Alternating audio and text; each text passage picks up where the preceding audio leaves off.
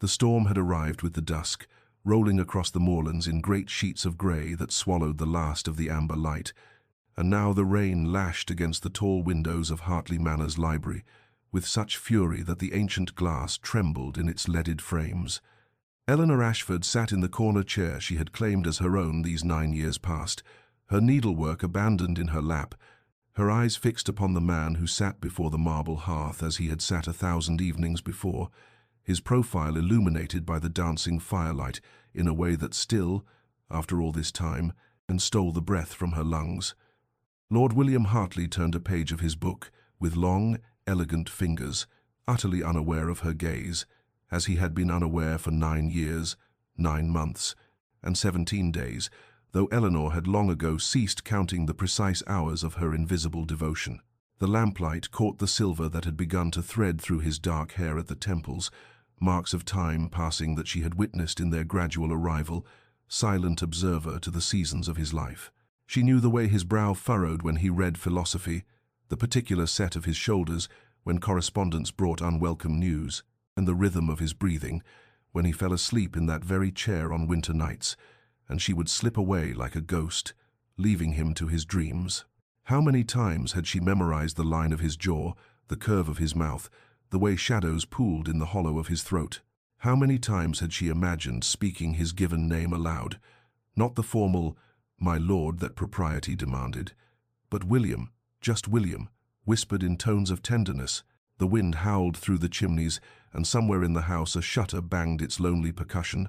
and Eleanor felt the weight of her secret love press against her ribs like a physical thing, heavy as stones, sweet as honey, terrible as any wound that bleeds in silence. She had perfected the art of invisibility, moving through his days like morning mist, arranging his world with hands he never noticed, loving him with a devotion he would never know, existing in the margins of his magnificent, unreachable life. But the decision had been made, sitting in this very chair 3 nights ago, while another storm raged, and he read another book, and she faced, at last, the truth she had been fleeing, that she could not bear another year of this exquisite torture, this beautiful, devastating proximity to everything she wanted and could never possess. She would leave at summer's end. The resolution sat in her chest like iron, cold and hard and necessary. 2 months remained to memorize every detail of him, to gather these last moments like flowers to be pressed between the pages of memory, and then Eleanor Ashford would disappear from Hartley Manor as quietly as she had existed within it, taking her 9-year vigil of silent love with her into whatever modest future awaited a woman of her reduced circumstances and broken heart. 9 years ago, Eleanor had arrived at Hartley Manor on an October afternoon, when the trees blazed with their dying glory and the air carried the first whisper of winter's approach, her trunk containing everything she owned in the world, her references clutched in trembling hands, her father's debts having stripped away her genteel upbringing and left her with nothing but her education and the desperate need for respectable employment as companion to Lady Catherine Hartley and the dowager aunt who resided in the East Wing and required someone to read to her, manage her correspondence, and provide the companionship that her nephew's infrequent visits could not supply. Eleanor had been shown to the morning room where Lady Catherine held court, and she had been answering questions about her abilities with French and needlework when the door opened and he entered, Lord William Hartley, master of the estate. And the world had seemed to tilt upon its axis in that moment,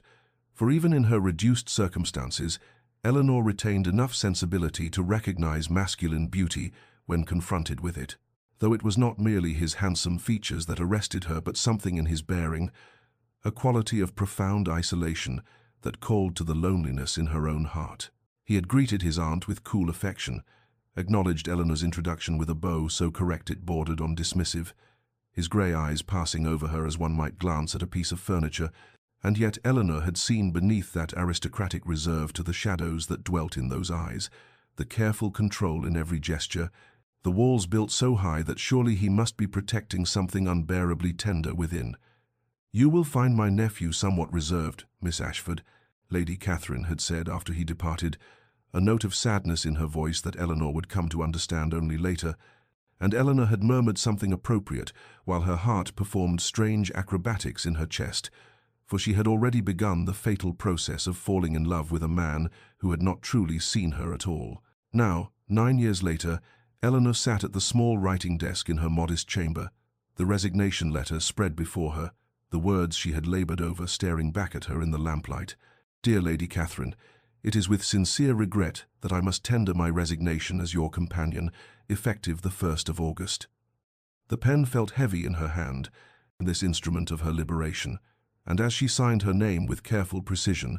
Eleanor felt something break loose in her chest. Whether grief or relief, she could not say, only that the act of writing those words, of making her decision tangible and irrevocable, felt like dying and being born simultaneously, like closing a door on 9 years of beautiful torment and stepping into a future that held nothing but uncertainty and the cold comfort of self-preservation. The days at Hartley Manor followed their established pattern with the precision of a well-wound clock, and Eleanor moved through them as she had moved through 3,000 mornings before, arriving in the breakfast room before Lord William descended from his chambers, arranging the correspondence in neat stacks beside his place-setting, ensuring the coffee was precisely as he preferred it, hot and black with no sugar, the newspaper ironed and folded to eliminate any unseemly creases that might disturb his morning routine. She poured his tea when he finally appeared at 8:30, her movements so practiced they had become almost meditative, the slight tilt of the porcelain pot, the amber liquid streaming into his cup, the small silver spoon placed just so on the saucer, and he accepted it without looking up from the letter he was reading, without a word of acknowledgement, for why should he notice what had always simply been there, arranged by invisible hands for his comfort and convenience? Eleanor took her own tea to the window seat, where the morning light fell across her needlework, close enough to be summoned if Lady Catherine required something, far enough to maintain the proper distance between a lord and a paid companion, and she watched him from beneath her lashes as he consumed his breakfast with the same controlled elegance he brought to every action, his posture impeccable, his expression revealing nothing of whatever thoughts moved behind those grey eyes that never, ever turned in her direction. The steward arrived with questions about the tenant farms, and Eleanor observed how William's voice took on a particular quality when discussing matters of business, courteous but cool, efficient without warmth, and she thought, as she had thought 1,000 times before, that he spoke to everyone this way, that his isolation was not personal cruelty, but a fortress he had built around himself for reasons she could only guess at, though this knowledge brought no comfort to her hungry heart. Later, in the library where she had come to return Lady Catherine's books and select new volumes for the afternoon's reading, she found him standing before the shelves, searching for something, and when she approached to offer assistance, their hands reached simultaneously for the same leather-bound volume of Wordsworth, their fingers brushing for the briefest instant before both pulled back as if burned, and Eleanor felt that accidental touch reverberate through her entire body, like the ringing of a bell, while William merely stepped aside with a murmured, "Forgive me," and gestured for her to take the book, his face betraying nothing, nothing at all, though surely he must have felt something of what she felt, that spark of contact, that moment of connection.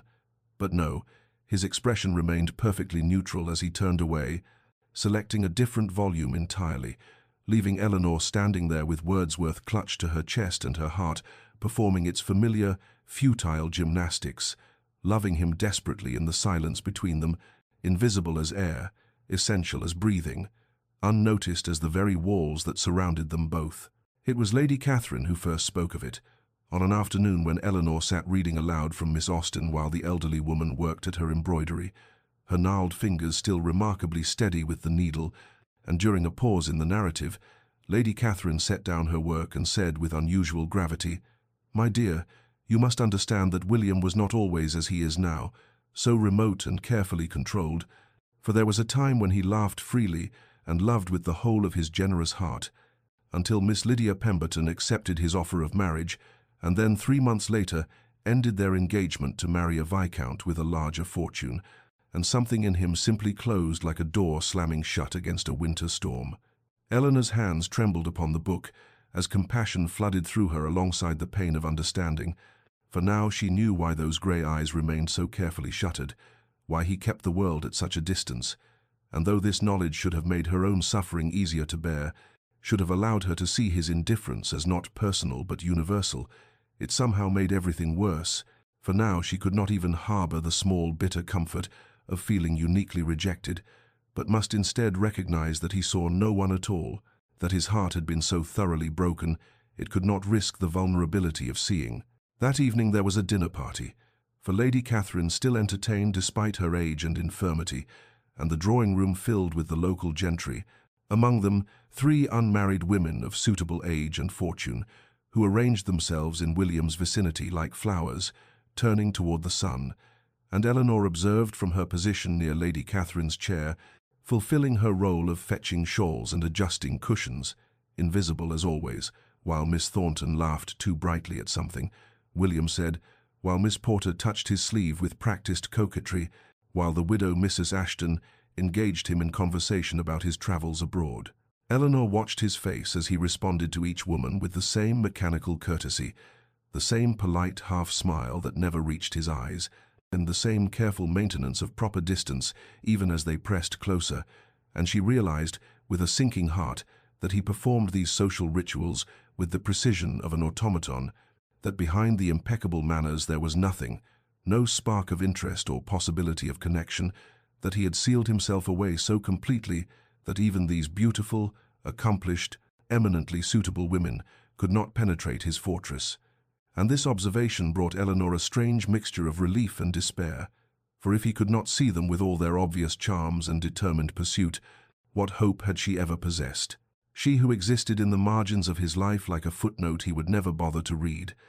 and yet knowing that his blindness extended to everyone, somehow made her love him more rather than less, for she understood now that his isolation was not choice but survival, not cruelty, but the scar tissue that had formed over a wound too deep to heal. The weeks that followed passed with the strange quality of a dream from which one knows they must inevitably wake, and Eleanor moved through them in a state of heightened awareness, memorizing everything with the desperate attention of someone cataloguing treasures before a fire.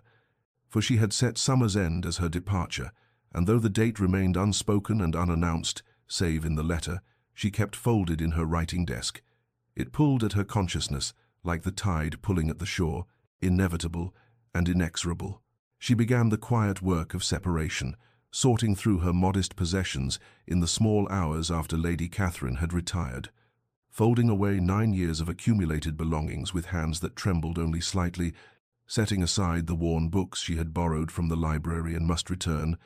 the pressed flowers from gardens she would never walk again, the carefully mended gloves and shawls that had seen her through countless English winters in this house that had never quite become home, yet had somehow become everything. On a rainy afternoon in late spring, when the clouds hung low and heavy over the estate, and the portraits in the long gallery seemed to emerge from their frames with unusual vividness in the grey light, Eleanor found herself standing before the paintings of William's ancestors, studying the faces of Hartley's long dead, searching their painted eyes for some explanation of the living man who bore their features, trying to understand the lineage that had produced such carefully controlled isolation, such impenetrable reserve, and she wondered if any of these stern-faced lords had loved as she loved, silently and without hope,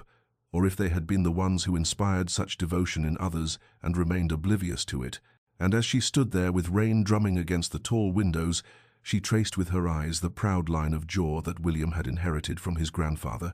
the particular set of the shoulders that appeared in generation after generation, the grey eyes that looked out from canvas after canvas with varying degrees of warmth or coldness, but always with that same essential quality of distance, of walls built high against the world. She was so absorbed in her examination of a portrait depicting William's great-grandmother, a woman with kind eyes who seemed to gaze at Eleanor with something like understanding, that she did not hear his footsteps on the marble floor until he spoke from directly behind her, his voice startling her so completely that she actually gasped and turned to find him standing closer than propriety dictated, close enough that she could see the faint lines at the corners of his eyes, the silver beginning to thread through the dark hair at his temples, and he said merely, "Miss Ashford, I did not mean to startle you," his tone formal as always, his expression revealing nothing, and she managed to reply with a composure she did not feel, "Not at all, my lord. I was merely admiring the portraits." And he glanced up at his great-grandmother's painted face and said, "She was said to be very kind, very gentle with those in her service, and Eleanor heard in these words some quality she could not name, some inflection that might have been meaningful or might have been her desperate imagination, finding significance where none existed, and they stood there together in the grey light with the rain falling and the eyes of his ancestors watching. And then he nodded once and moved away down the gallery, his footsteps echoing in the vast space, and after he had gone and she was alone again with the portraits and the rain, Eleanor reached out and touched the doorframe he had passed through, her fingers resting against the cool wood. A farewell to moments like these, to proximity without connection, to love without recognition, to 9 years of standing in the same rooms and occupying different worlds entirely. Lady Catherine's illness came suddenly in the night, a fever that burned through her frail body with alarming speed, and Eleanor was summoned from her bed at 3 in the morning to find the elderly woman barely conscious, her skin hot to the touch, her breathing shallow and labored, and without hesitation, Eleanor took command of the sick room with a quiet competence that surprised even herself, sending for the physician, ordering cool compresses, sitting beside the bed, through the dark hours before dawn, with Lady Catherine's papery hand clasped in her own, murmuring reassurances whether the old woman could hear them or not. The days that followed blurred into a continuous cycle of tending and watching, of spooning broth between cracked lips, of changing sweat-soaked linens, of reading aloud in a low voice from Lady Catherine's favourite poetry, when the fever broke enough for her to recognize Eleanor's presence. And through it all, Eleanor felt a fierce protective devotion toward this woman who had given her employment when she had nowhere else to turn, who had treated her with more kindness than her position strictly required, who had become in some ways the family Eleanor had lost when her father died, and left her penniless and alone in the world. William came to the sick room each evening after dinner, standing in the doorway with an expression Eleanor had never seen on his face before, something raw and unguarded that might have been fear or grief, or simply the terrible vulnerability of watching someone he loved slip away. And on the third night, when Eleanor had been awake for nearly 72 hours, sustained only by strong tea and the stubborn refusal to leave her post, William did not stand in the doorway, but instead entered the room and took the chair opposite Eleanor's, across Lady Catherine's sleeping form, and they sat together in the lamplight, listening to the old woman's breathing, gradually grow steadier, stronger, returning from whatever dark place the fever had taken her. It was William who broke the silence, his voice low so as not to disturb his aunt's rest, saying, "You have been tireless in your devotion, Miss Ashford, and I find myself profoundly grateful for your care of her." And Eleanor looked up to find him watching her, with an expression she could not quite read, something almost like wonder mixed with confusion, as though he was seeing her clearly for the first time and did not quite understand what he was seeing, and she replied simply, "I love her very much, my lord. There is nothing I would not do for her comfort." And the truth of this statement hung in the air between them, and perhaps he heard in it the echo of other truths she could never speak, for his eyes held hers for a long moment before he looked away and asked with studied casualness, "And when she recovers, what are your plans? Do you intend to remain in this household?" Eleanor's heart constricted painfully in her chest, but she managed to keep her voice steady as she answered, "I have been considering a change, my lord, perhaps seeking a position elsewhere." And she watched his hands tighten on the arms of his chair, watched his jaw clench almost imperceptibly, watched something that might have been distress flicker across his features before the familiar mask of composure settled back into place, and he said nothing more, merely nodded once and turned his attention back to his sleeping aunt. But the tension of all the words they had not spoken seemed to fill the room like smoke, choking and inescapable, and Eleanor knew with the particular clarity that comes in the deep hours of night that she could not remain much longer in this house, in this proximity to a man she loved who would never love her in return, that her departure had become not merely a decision, but a necessity, a matter of survival. For how many more nights could she sit across from him like this, so close and yet impossibly distant, watching the lamplight play across his features, loving him with every fibre of her being, while he remained utterly, devastatingly unaware? Lady Catherine's recovery was gradual but complete, and by the time the first roses bloomed in the gardens, the old woman was sitting up in bed, demanding her correspondence and complaining about the bland food the physician had prescribed, which Eleanor took as a sure sign of returning health. And as May turned to June and the estate awakened fully into summer's green abundance, Eleanor knew the time had come to make formal what had been until now only a decision held privately in her heart. She chose a morning when William took breakfast alone, Lady Catherine still keeping to her rooms for the morning meal as part of her convalescence, and Eleanor entered the breakfast room with the letter she had written and rewritten a dozen times, her hands steady despite the wild beating of her heart, and she placed it beside his plate with a quiet, "My lord, I must give you this," and he looked up from his newspaper with that polite, distant expression she knew so well, and said, "What is this, Miss Ashford?" And she replied, her voice not betraying the cost of these words, "My formal notice of departure, sir.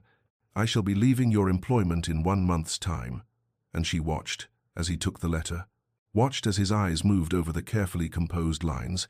watched as something passed across his face too quickly to name, and then his hands, those elegant hands she had observed for 9 years, trembled almost imperceptibly, so that the newspaper he still held rustled faintly, and he set both letter and newspaper down with great care, stood abruptly, said only, "I see, thank you for the notice, Miss Ashford,"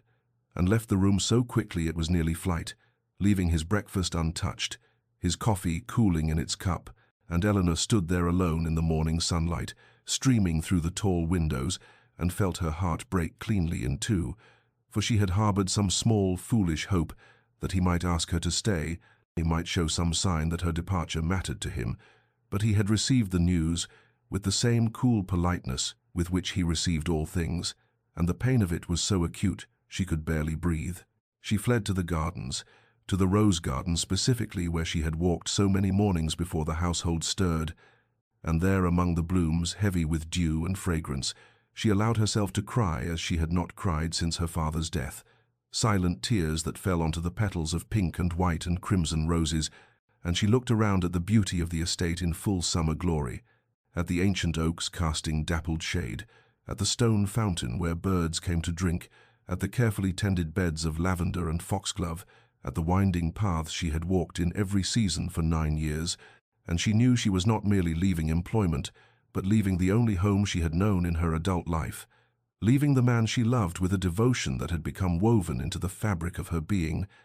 leaving behind everything that mattered while taking with her only memories and the terrible, liberating knowledge that she had finally found the courage to choose survival over silent suffering, and as she stood there with tears on her cheeks and the scent of roses all around her, she whispered to the morning air, "Goodbye, William. Goodbye to all of this, and goodbye to love that was never returned.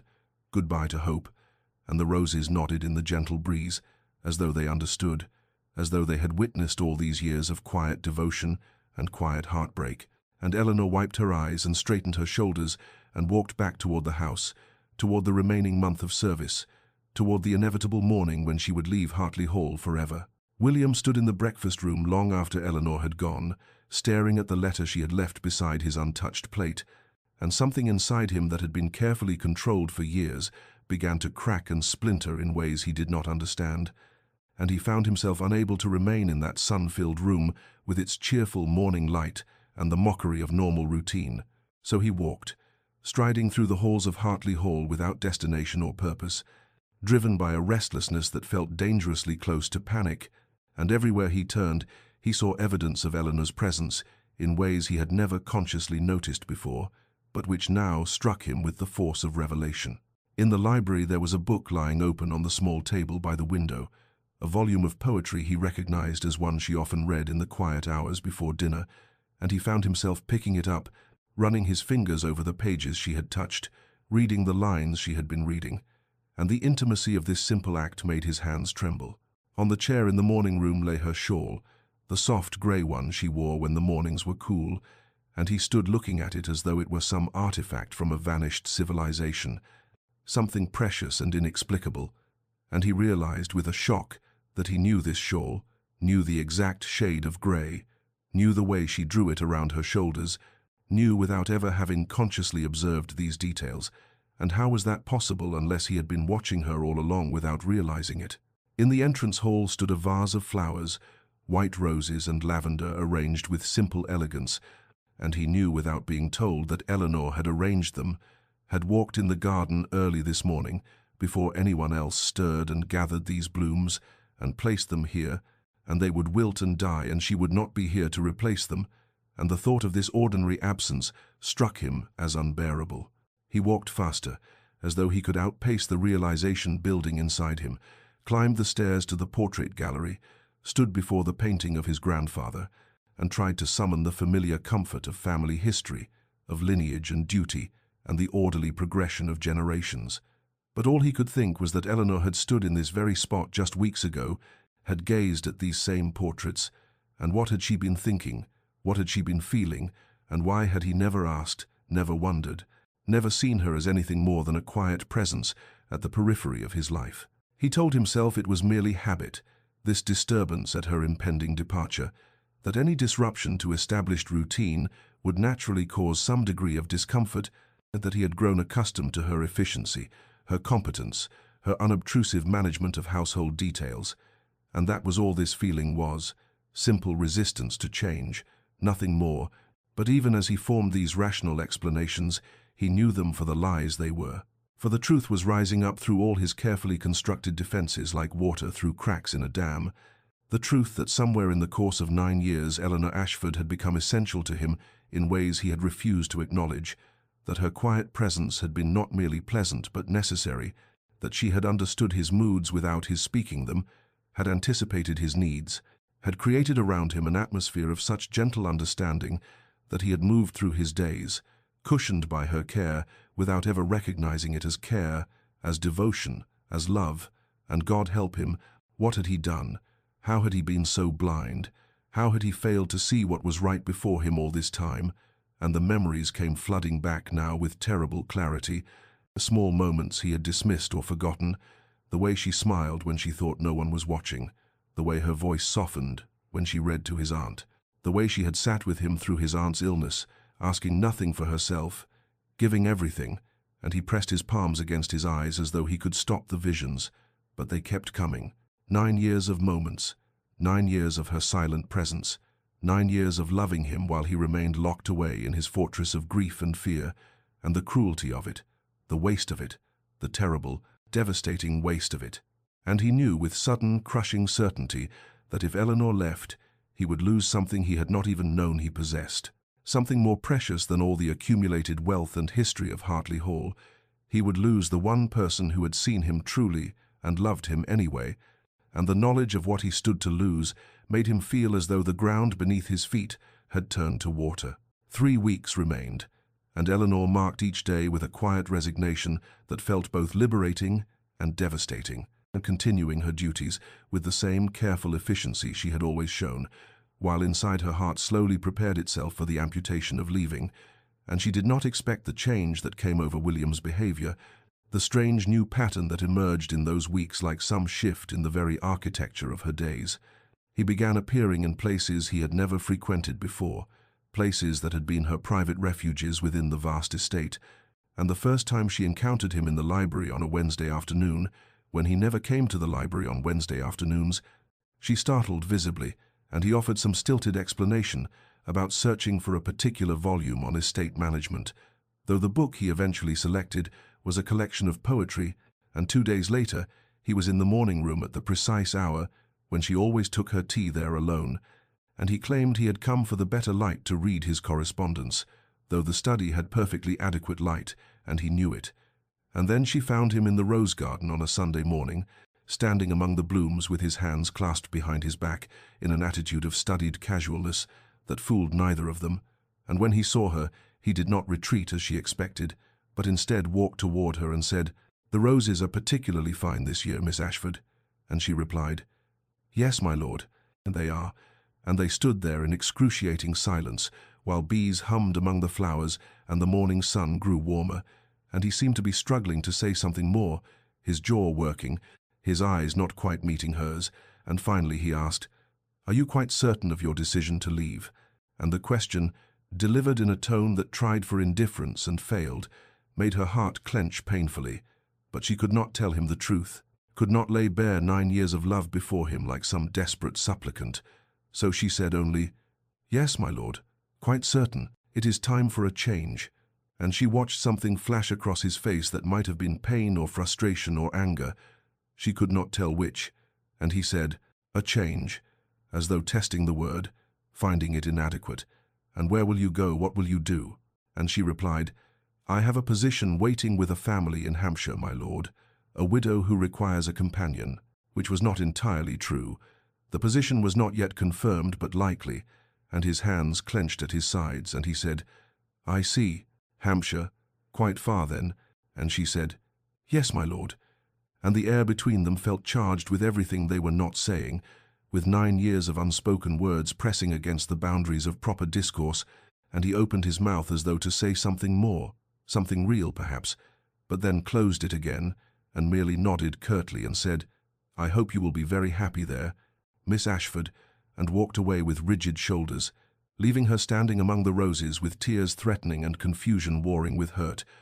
For what did he want from her? Why was he suddenly everywhere she turned? Why did he ask questions as though her answers mattered when he had never cared before, and she could not make sense of it, could not allow herself to hope that it meant anything beyond perhaps a master's habitual resistance to change in his household, and so she steeled herself and continued counting down the days, 19 now, then 18, then 17, while William continued his strange campaign of proximity, appearing at breakfast when he usually took it in his study, lingering in halls where she passed, and always those stilted attempts at conversation that went nowhere because she could not bear to reveal her heart, and he seemed unable to speak whatever was truly on his mind. And the frustration built between them like a gathering storm, and Eleanor began to feel as though she were being slowly torn apart, for leaving would be agony. But staying in this new torment of his inexplicable attention was perhaps worse, and she prayed for strength to endure these final weeks, to maintain her composure and to leave with dignity and tact, even as her heart shattered into smaller and smaller pieces. 2 weeks remained, and Lady Catherine Hartley, recovered now from her illness but not from her powers of observation, summoned her nephew to her private sitting-room on a grey afternoon when rain threatened, but had not yet fallen. And William came reluctantly, sensing perhaps that this conversation would not be the gentle inquiry about her health he might have preferred, and indeed his aunt wasted no time on pleasantries, but looked at him with those sharp eyes that age had not dimmed, and said, "Sit down, William, we must speak plainly." And he sat, feeling suddenly like a boy called to account for some misdeed, and she folded her hands in her lap and said, "You are about to make the gravest mistake of your life." And he stiffened and said, "I do not know what you mean, Aunt," though of course he knew exactly what she meant, and she made a sound of impatience and replied, "Do not insult my intelligence with denials. You know perfectly well I speak of Eleanor, of your blindness, of your cowardice." And the words struck him like blows. Cowardice, and he wanted to protest but found he could not, for was it not cowardice that had kept him locked away from feeling for so long? And his aunt continued, her voice gentler now but no less pointed,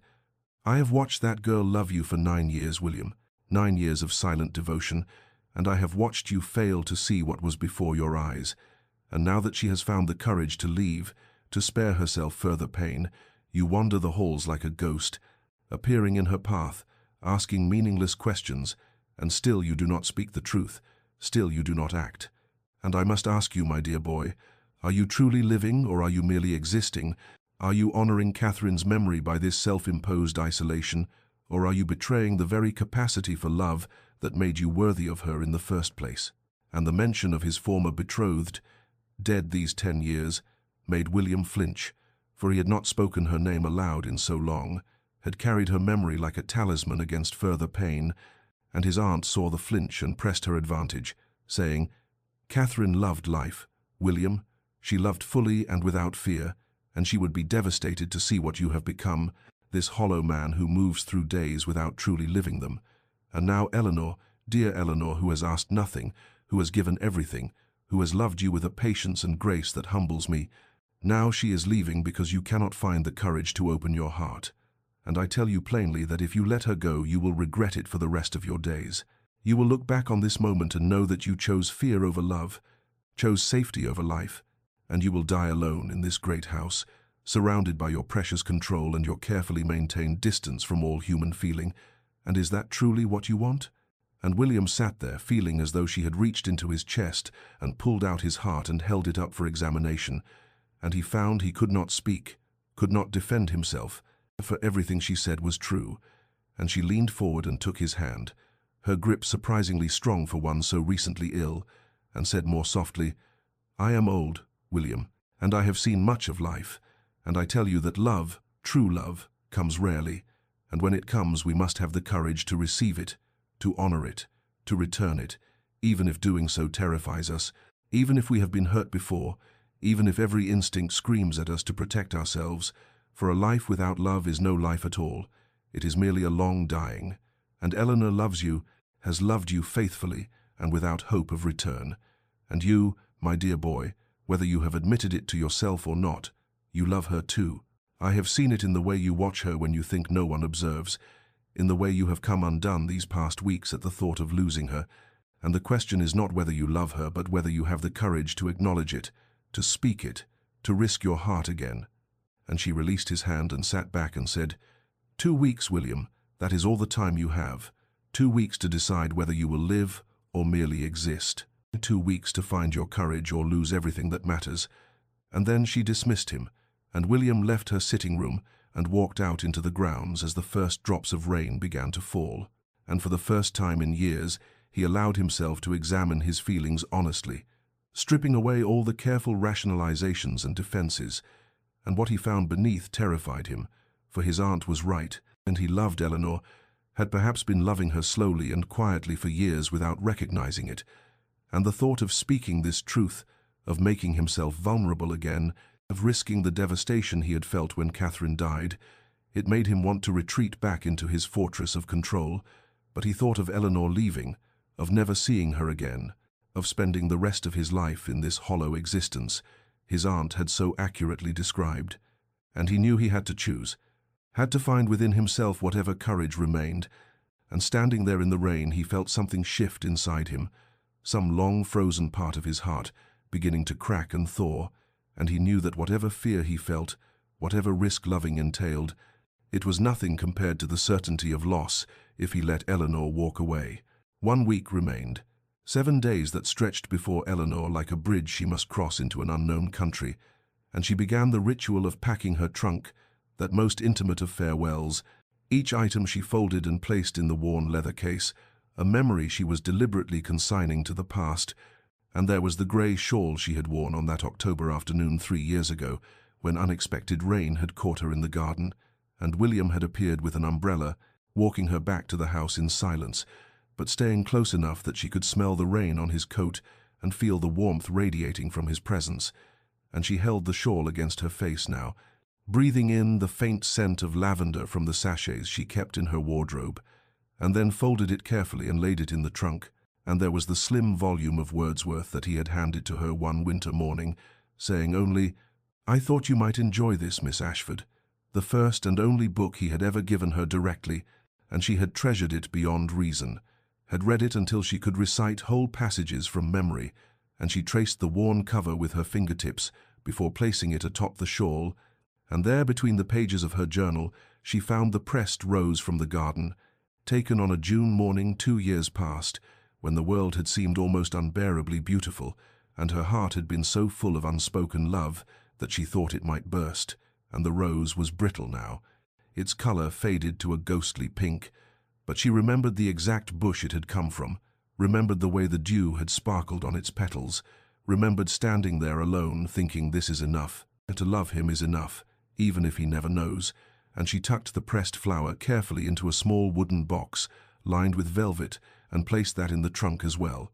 while outside her window, though she did not know it, William stood in his study, watching her move through the garden on one of her final walks through the grounds she had come to love, and he was memorizing everything about her,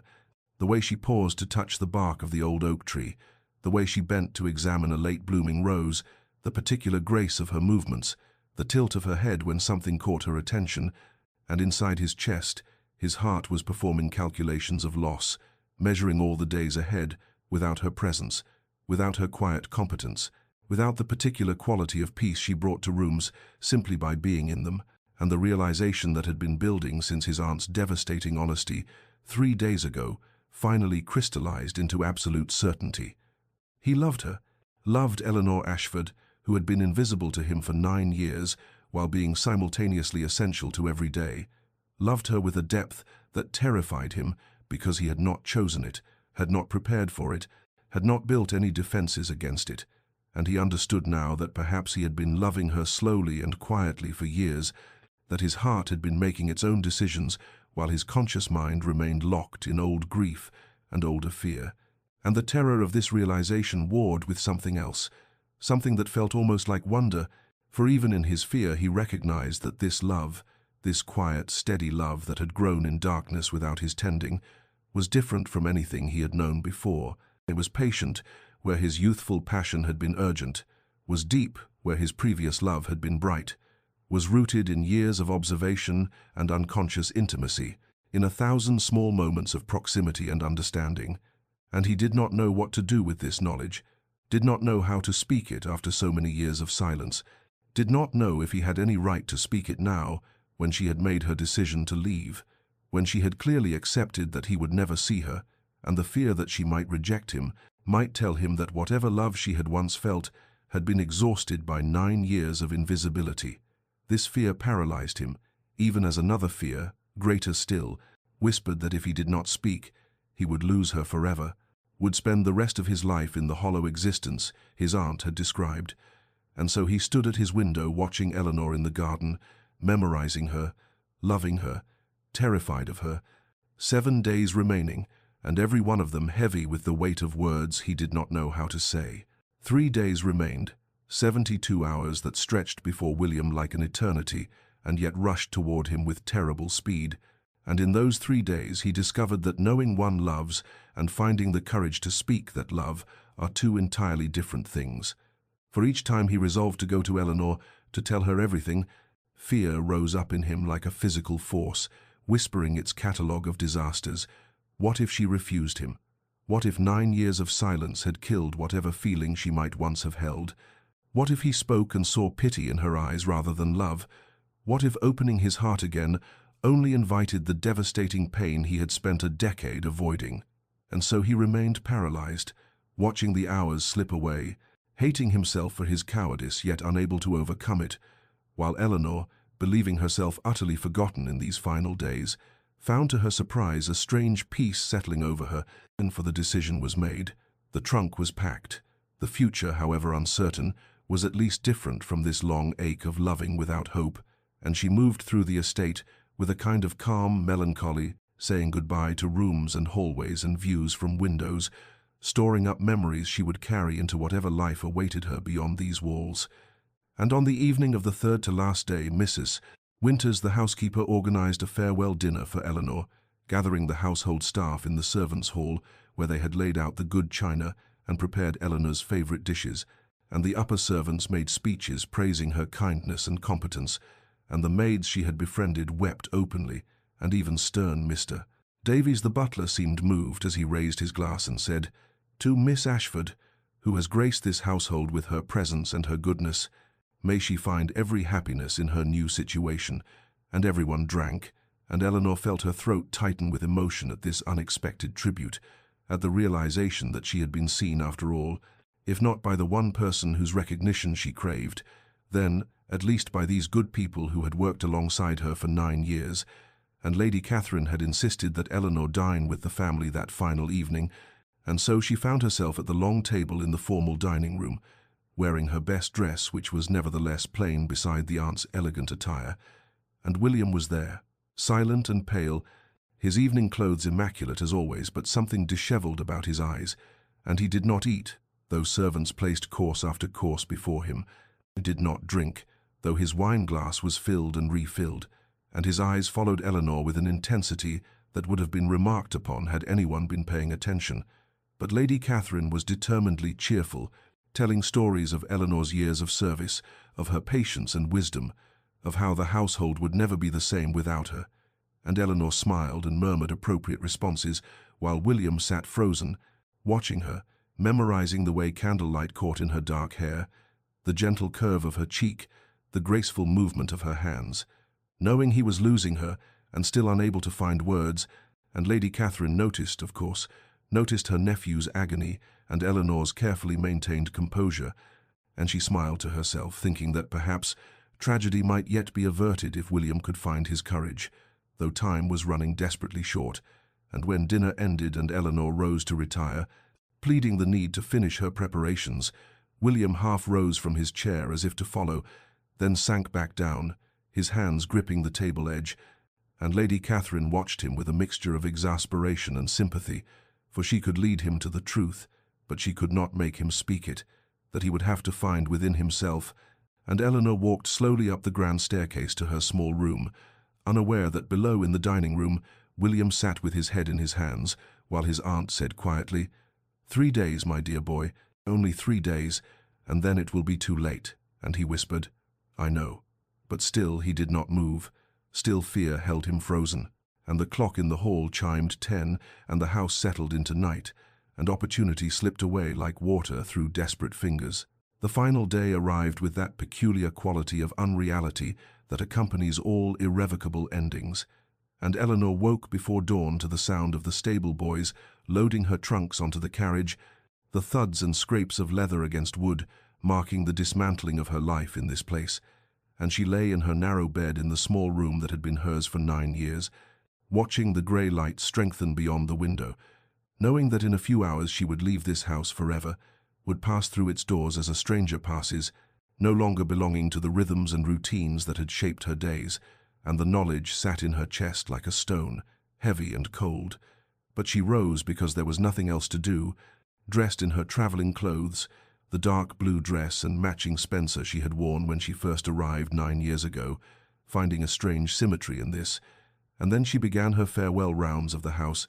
moving through rooms that were still shadowed in early morning dimness, touching the walls as though she might absorb them through her fingertips, breathing in the particular scent of each space, the library with its smell of old leather and wood smoke, the morning room with its faint perfume of the roses she had arranged just yesterday, a long gallery with its scent of beeswax and thyme, and she walked slowly, reverently, saying goodbye to the inanimate witnesses of her secret devotion, the chairs where she had sat, the windows through which she had watched the seasons change, the floors she had crossed countless times carrying books or tea or letters, and finally she came to the library, and that room above all others, where she had spent so many evenings in William's unconscious company, and she stood in the doorway looking at his chair by the hearth, the small table where he kept his current reading, the lamp that cast such beautiful light across his features when he read, and she allowed herself to fully feel the loss of this, the end of watching him, the end of these quiet hours of proximity that had been both her joy and her torment. And then she walked to his desk, that massive mahogany piece that dominated one corner of the room, and from the pocket of her spencer she drew out a single white rose, cut from the garden just after dawn, its petals still holding drops of dew, and she placed it carefully on the center of his desk blotter, this one small declaration that she would never have the courage to make in words, this symbol of everything she had felt and never spoken, 9 years of devotion condensed into the fragile beauty of a flower, and she stood looking at it for a long moment, this rose that would tell him nothing he wanted to know, but everything she needed to say. And then she turned and walked from the library without looking back, climbed the stairs to her room to collect her reticule and gloves, her heart beating with a strange mixture of grief and resolution, for she was leaving, but she was also, finally, speaking, even if only in the language of flowers, even if he would likely never understand what the rose meant. And as she descended the servants' stairs for the last time, the house was beginning to wake around her, and she thought that this was right, to leave in this liminal hour between night and day, between the life she had known and the life she must now discover, and she did not know that upstairs William still slept restlessly, that he had lain awake until nearly dawn, wrestling with his demons, before finally succumbing to exhausted sleep, that he would wake to find her gone, and she did not know about the rose waiting on his desk, its thorns removed, its stem cut at an angle, its whiteness pure against the dark wood, a final message from a heart that had loved in silence for so long that silence had become its native tongue. William woke with a start to pale morning light and the terrible knowledge that he had overslept, that the final hours were slipping away while he lay paralyzed by dreams and indecision, and he rose hastily, dressing with trembling hands, his heart already racing with a nameless dread, and something pulled him toward the library, some instinct or intuition. And when he entered that familiar room, the morning sun was streaming through the tall windows, illuminating his desk, and there upon the dark wood lay a single white rose, perfect and pristine, its petals luminous in the light, and William stopped as though struck, staring at this impossible thing, this flower that had not been there when he retired last night, and slowly, almost fearfully, he approached the desk, reached out to touch the rose with fingers that shook, and lifted it, and felt the smoothness of the stem where thorns had been carefully removed,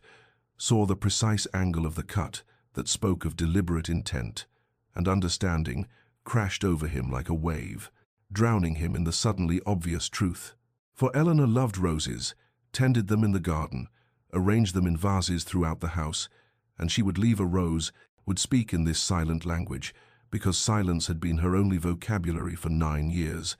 and the white rose meant purity, devotion, reverence, meant everything she had never been able to say in words, meant that she had loved him, perhaps loved him still, and he had been so blind, so determinedly unseeing, and the full weight of what he was losing struck him with physical force. 9 years of her quiet presence, her gentle competence, her patient devotion that he had taken for granted, as one takes for granted the air one breathes, and panic seized him, the terrible certainty that it was too late, that she was already gone, and he turned and ran from the library. The rose still clutched in his hand, ran through the halls with his composure utterly shattered, calling for Davies, for Mrs. Winters, for anyone who might tell him whether Eleanor had departed, and he burst into the entrance hall just as the great clock was chiming 8, and there in the drive beyond the open doors he could see the carriage, her trunks already secured, the horses stamping and ready, and his heart stopped, simply stopped beating for one terrible moment, and then he heard footsteps on the grand staircase, that familiar light tread he had heard 10,000 times without truly hearing, and he turned and saw her descending. Eleanor Ashford in her dark blue travelling dress, her bonnet in her hand, her face composed but pale, so pale, and their eyes met across the expanse of black and white marble floor, and the world seemed to suspend itself, time stretching and bending, and William saw everything in that moment, saw the 9 years reflected in her eyes, the love and the longing and the resignation, saw the woman who had stood in the shadows of his life, holding her devotion like a candle in the darkness, and something in him broke, some final wall or barrier, and his composure, which he had maintained for a decade, crumbled visibly, his face transforming from the cool aristocratic mask he wore to something raw and desperate and utterly vulnerable, and Eleanor stopped halfway down the stairs, frozen by the expression on his face, by the white rose he held in his hand like an accusation or a plea, and between them the morning light fell in shafts through the high windows, and the household staff had begun to gather,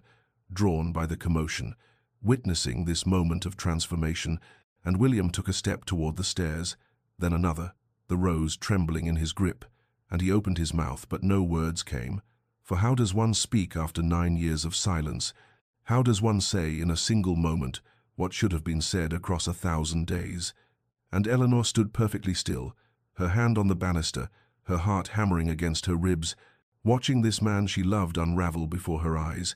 seeing something she had never dared hope to see, and the space between them thrummed with possibility and terror, and the weight of everything unspoken. The word escaped William's lips as barely more than a whisper, yet it carried across the marble expanse with the force of a thunderclap. Wait, and Eleanor froze on the stairs as though the single syllable had turned her to stone,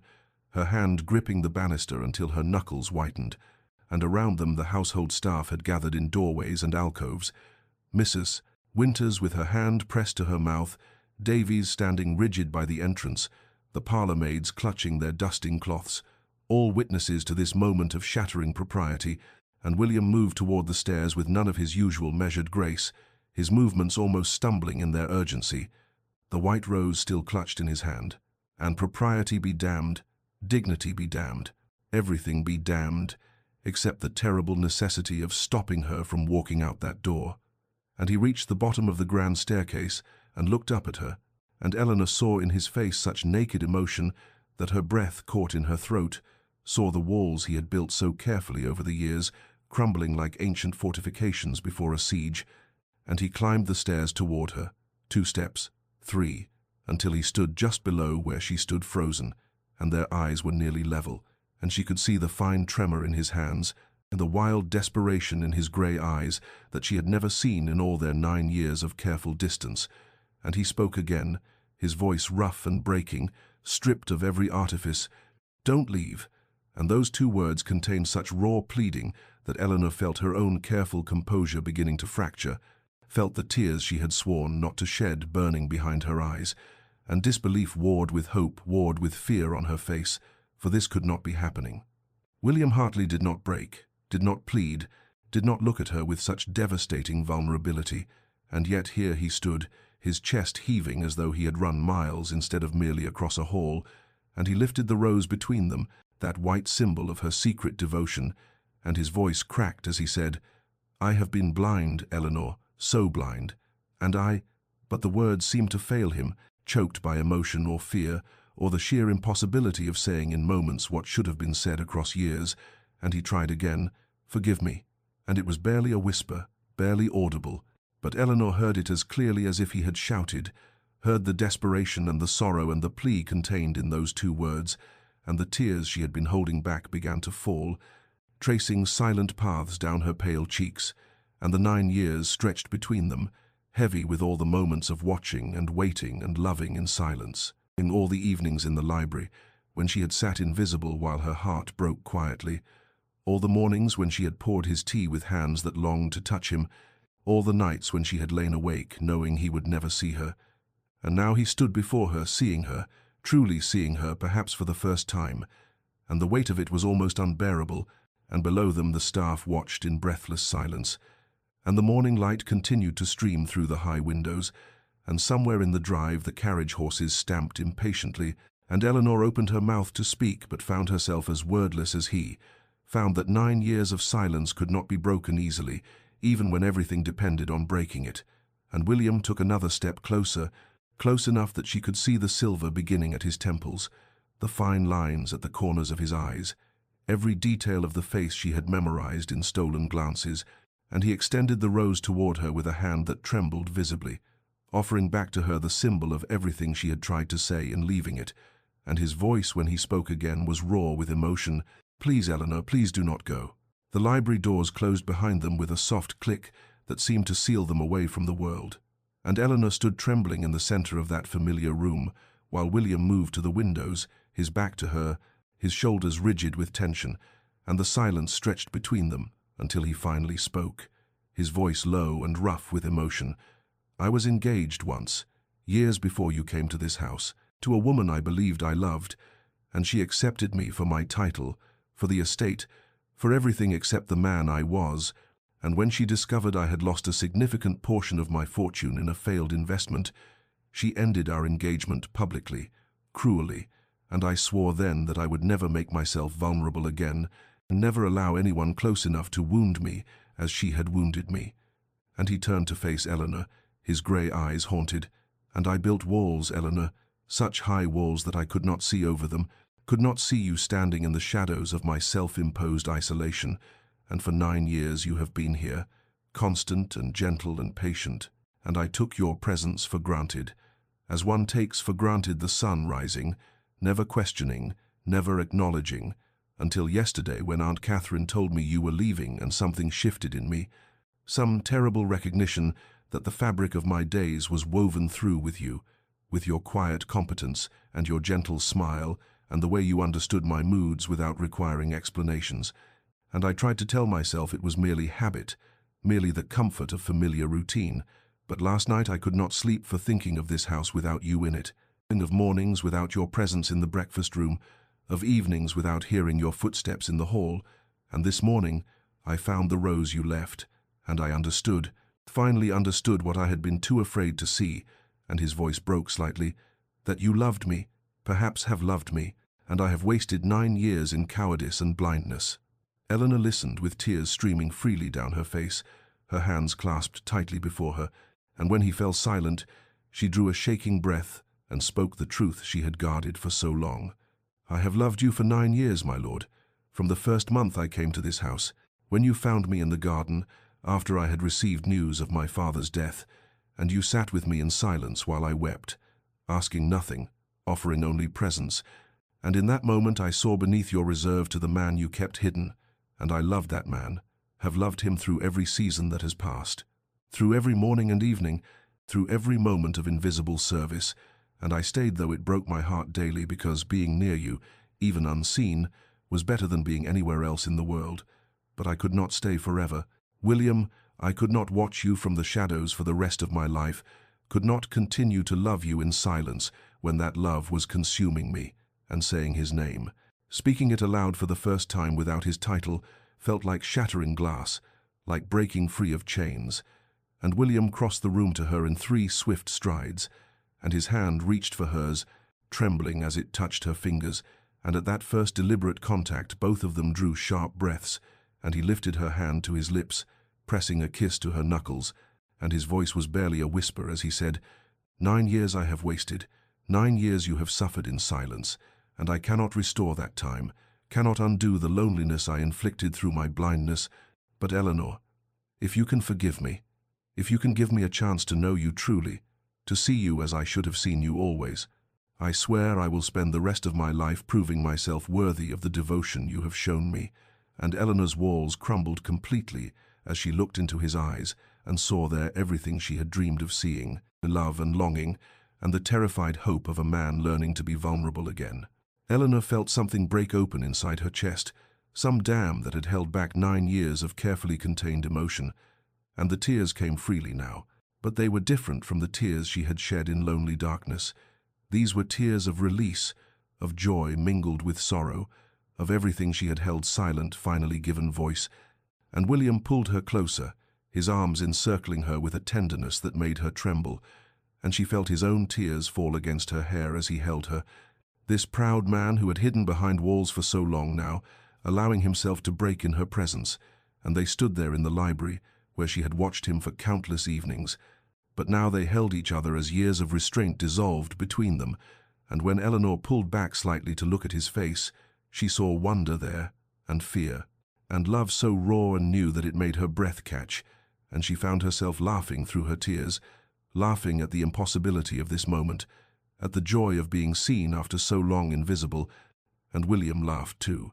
a sound she had never heard from him, rough and unpracticed but genuine, and he lifted his hand to her face, his thumb brushing away her tears with such gentleness that fresh ones fell, and he whispered, I am sorry, Eleanor, so deeply sorry for every moment you suffered in silence, for every evening you sat unacknowledged, for every kindness I accepted without seeing the love behind it, for 9 years of blindness when you deserved to be seen, to be cherished. And Eleanor shook her head, her hand covering his where it rested against her cheek. You were hurt, William. You were protecting yourself, and I understood that even as it broke my heart, I understood. And he pulled her close again, burying his face in her hair, breathing her in as though memorizing her. And outside the storm that had been gathering all morning finally broke, rain lashing against the windows in torrents that matched the emotional tempest within. And William drew back just enough to look into her eyes, his gaze searching hers with an intensity that made her dizzy, and he said, May I kiss you, Eleanor? May I finally, properly, show you what I should have shown you long ago? And she nodded, unable to speak past the emotion choking her, and he lowered his head slowly, giving her time to pull away, though she would not have pulled away for anything in the world.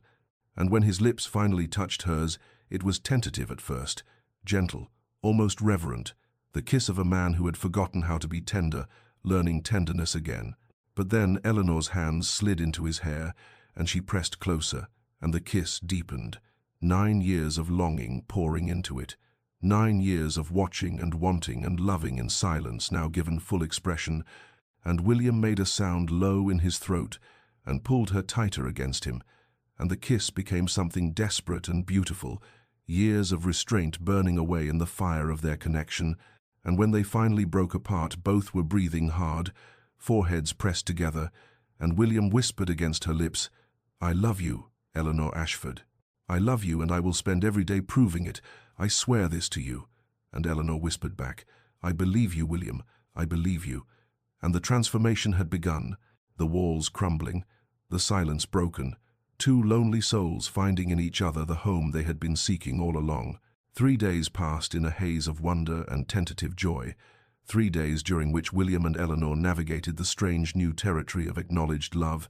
and on the 4th day, William made the formal announcement to the household staff, assembled in the great hall, his voice steady, but his hand trembling slightly as it held Eleanor's. "Miss Ashford has done me the extraordinary honor of accepting my proposal of marriage, and I trust you will join me in celebrating our engagement." And the room erupted in applause and exclamations of joy,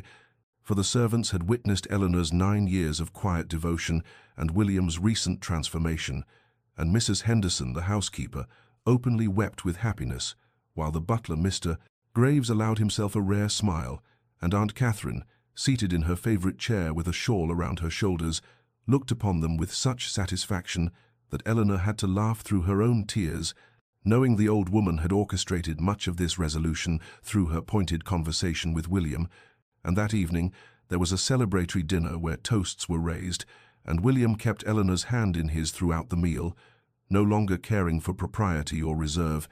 and later they walked in the gardens as twilight fell, the roses heavy with summer blooms, and William stopped beneath the arbor, where wisteria hung in purple cascades, and turned to Eleanor, cupping her face in his hands. "I still cannot believe you are here, that you have forgiven me, that you are mine." And Eleanor smiled, reaching up to cover his hands with her own. "I have always been yours, William, from the beginning. I simply waited for you to see it." And they walked on, speaking of their future, of the wedding they would plan for autumn when the estate was most beautiful, of the life they would build together, and Eleanor marveled at the transformation in William, how his face had softened, how his eyes now met hers with an openness that would have been unthinkable weeks before, how he reached for her constantly, as though reassuring himself of her presence. And when they paused by the fountain where water cascaded over stone worn smooth by centuries, William drew her close and kissed her forehead, her temples, her lips, with a tenderness that spoke of reverence and wonder, and Eleanor felt herself bloom under his attention like the roses bloomed under summer sun, and she understood that this was not merely happiness but transformation, that they were both becoming something new through their union, something neither could have been alone. And as they returned to the house hand in hand, the windows glowing with warm light against the gathering darkness, Eleanor looked up at the familiar facade and felt no longer like a ghost haunting the periphery, but like someone coming home, truly home, and William squeezed her hand as though reading her thoughts and whispered, "Welcome home, my love, welcome home at last." 5 years had passed since that storm-torn day when Eleanor's departure had shattered William's carefully constructed walls. 5 years, during which the estate had been transformed from a place of shadows and silence into a home filled with warmth and life. And now Eleanor stood in the library on another autumn evening, rain pattering against the windows in gentle rhythm. But she was no longer the invisible companion watching from the periphery. She was Lady Hartley, mistress of the estate, beloved wife, a mother to 2 children whose laughter echoed through halls that had once known only hushed voices and restrained footsteps. And as she gazed around the familiar room, she marveled at how everything had changed, and yet remained the same. The leather chairs still flanked the fireplace where flames danced and crackled. The shelves still held their ancient volumes, but now children's books were scattered on the low table. Now her embroidery rested on the ottoman. Now the room bore the marks of a family rather than a solitary man's retreat, and she heard footsteps in the corridor and turned. As William entered, their daughter Catherine perched on his shoulders with her small hands tangled in his hair, and their son James toddling beside him clutching his father's hand, and Eleanor's heart swelled with a joy so complete it brought tears to her eyes, even after 5 years of such moments, for she had never imagined this abundance of happiness, never dared to dream that her silent love would be answered with such devotion. And William's face, when he saw her, softened into the expression she knew was reserved for her alone, the expression that still made her breath catch even after years of marriage, and he lifted Catherine down gently and sent both children to their nursemaid who waited in the doorway. And when they were alone, he crossed to Eleanor and drew her into his arms without a word, simply holding her as the rain fell outside and the fire warmed the room, and Eleanor rested her head against his chest and listened to the steady rhythm of his heart, and felt the peace that came from being completely known and completely loved. And William kissed the top of her head and murmured, "I was thinking today of the first time I truly saw you, and how close I came to losing you forever." And Eleanor pulled back to look at him, seeing in his eyes the memory of that desperate moment on the stairs, and she touched his face gently. "But you did not lose me, William. You found the courage to speak, and I found the courage to stay." And he turned his head to kiss her palm, then led her to the chairs by the fire, where they had sat countless times before. But now he drew her onto his lap instead of sitting separately, and Eleanor laughed and protested half-heartedly before settling against him, and her eyes fell on his desk where, in a place of honor, sat a small glass dome, and beneath it, perfectly preserved though faded with time, rested the single rose she had left him 5 years ago, the rose that had been her silent declaration when words had failed her. And William followed her gaze and tightened his arms around her, and he said quietly, "I keep it there to remind myself never to be blind again, never to take for granted the precious gift of your love, never to let fear prevent me from seeing what is most valuable." And Eleanor felt tears slip down her cheeks, but they were tears of gratitude, of wonder at the life they had built from the ashes of loneliness. And outside the storm grew stronger, rain lashing the windows as it had on so many nights before. But inside they sat wrapped in each other's arms, two souls who had found their home in one another, and the transformation was complete. The silent companion had become the beloved wife. The frozen lord had become a devoted husband and father, and love had rewritten the story that loneliness had once penned. Dear listener,